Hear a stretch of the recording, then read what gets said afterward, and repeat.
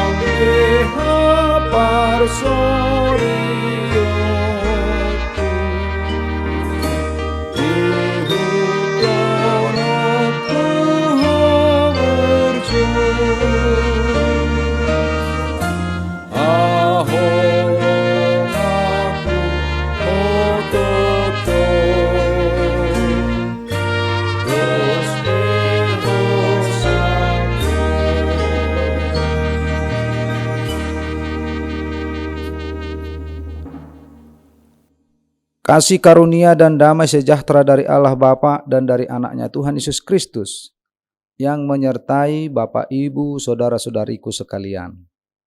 Amin. Firman Tuhan sebagai kabar baik dalam ibadah harian kita saat ini diambil dari 2 Timotius 4 ayat 8. Sekarang telah tersedia bagiku mahkota kebenaran yang akan dikaruniakan kepadaku oleh Tuhan, Hakim yang adil pada harinya, tetapi bukan hanya kepadaku, melainkan juga kepada semua orang yang merindukan kedatangannya. Dalam bahasa Batak dikatakan, diri nama di jolokku, tuppal hati goran, silehonon ni Tuhan, paruhum nati gorih, diari suguti tuau, alai dada holat tuau, tusaluhu nado tahe, aka nama kaolongi ha pataronnai, ima sahakna.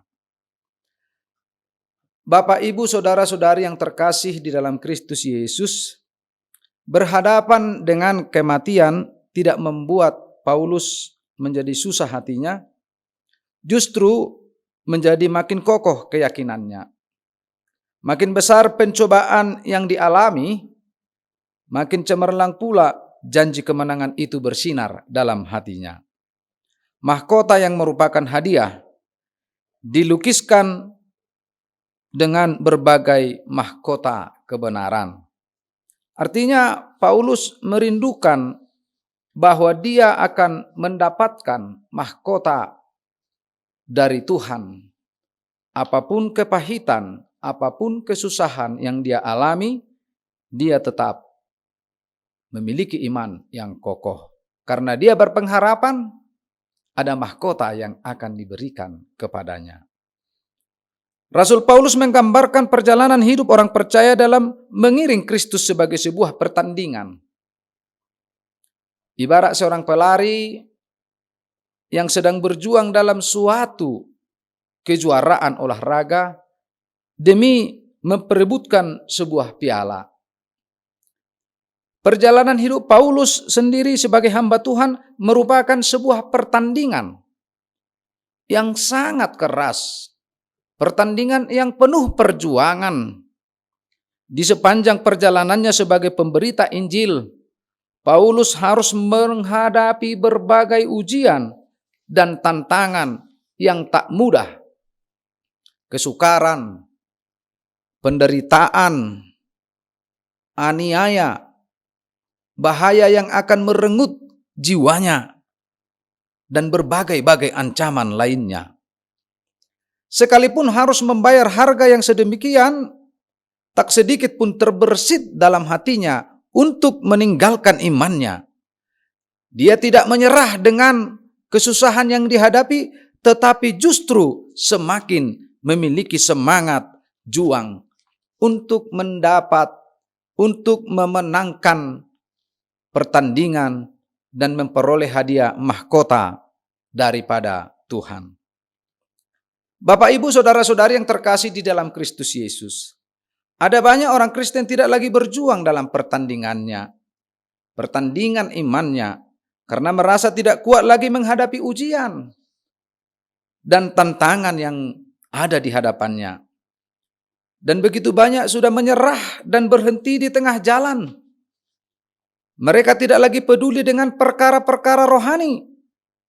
Yang menjadi fokus hidupnya adalah perkara-perkara duniawi, yang sifatnya hanya sementara, yang fana, yang memberikan kenikmatan sesaat. Mereka lupa bahwa ada upah besar disediakan Tuhan bagi orang yang setia pada waktu Tuhan memberikan waktunya. Dia tidak setia sampai akhir.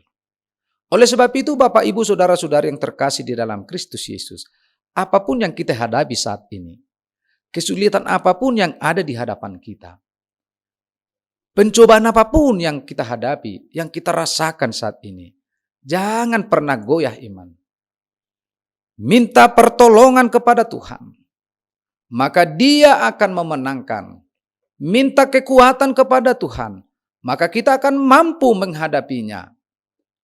Dengan kuat kuasa dan mengandalkan nama Tuhan, maka kita akan dapat melakukan pertandingan iman, sehingga kita sampai ke garis finish dan menerima mahkota surgawi.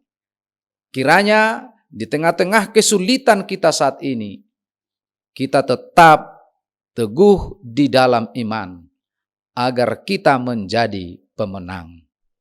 Amin, kita berdoa. Terima kasih Bapa Surgawi atas firman-Mu, kabar baik yang Tuhan sampaikan kepada kami, yang mengingatkan kami agar kami tetap bertahan di dalam iman, walaupun banyak kesulitan tantangan yang kami hadapi. Kami yakin dan percaya, mengandalkan nama-Mu, maka segala persoalan, segala kesulitan akan dapat kami lalui. Karena kami tahu Tuhan tetap setia menolong hidup kami. Berkati hidup kami satu hari ini. Segala aktivitas kami, pekerjaan kami, apapun yang kami rindukan, kiranya kehendak-Mu yang jadi. Terpujilah Engkau ya Tuhan, kekal sampai selama-lamanya. Terimalah doa kami melalui anak-Mu Yesus Kristus Juru Selamat kami. Amin. Anugerah Tuhan kita Yesus Kristus, kasih setia dari Allah Bapa, dan dengan persekutuan Roh Kudus yang menyertai Bapak, Ibu, saudara-saudariku sekalian. Amin.